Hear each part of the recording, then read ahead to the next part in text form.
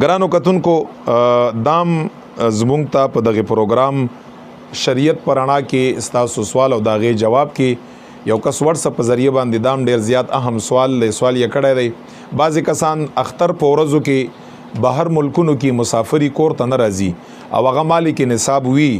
52 تولو د سپینو زرو قیمت هغه سره موجودي. نو مسله دا کړی چې یو انسان پاکستان نه بهر دی په بهر ملک دی هغه د لپاره مونږ دلته په پاکستان کې قرباني کوو. نو آیا هغه د لپاره دلته په پاکستان کې قرباني جایز ده که جایز نه ده کنه دای به ال تخپل ځان د لپاره په هغه ملک کې بخپل ځان د لپاره قرباني کا. نو دا یاد لره شریعت مطهره کې او د دین او د شریعت پرانا کې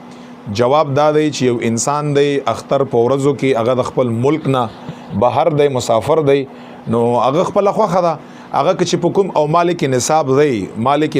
دی په هغه ملک کې یعنی دی 15 ورځو نه د زیات ټیم الته شوی نو دی بیا الته مقیم شو چې د 15 ورځو نه کمی بیا خو مسافر دی په هغه قرباني نشته خو په بهر ملک کې دی د میاشتو رئیس د کلو رئیس الته اوسېږي نو دی بیا مقیم دی الته په هغه باندې قرباني واجب ده چې مالک نصاب وي. نو که الته قرباني کې ځان د لپاره ام جایز ده او که دلته مثال کې طور په پیسې را لګي یا دلته خپل بچی ته وایي چې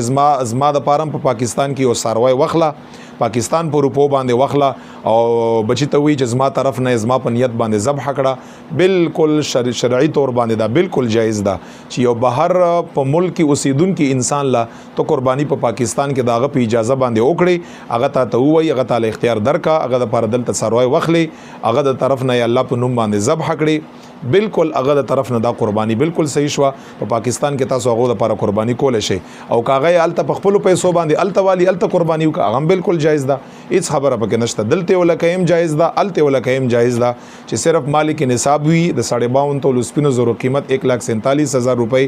یا غیر زیات ور سره موجودي بالکل قرباني په واجب ده یا د الته وکا یا د بچو ته وای هغه د لپاره یا بچي چې دغه په نیت باندې په پاکستان کې وکړه شرعاً بالکل جایز ده درسته هیڅ خبره پاغې کې نشته.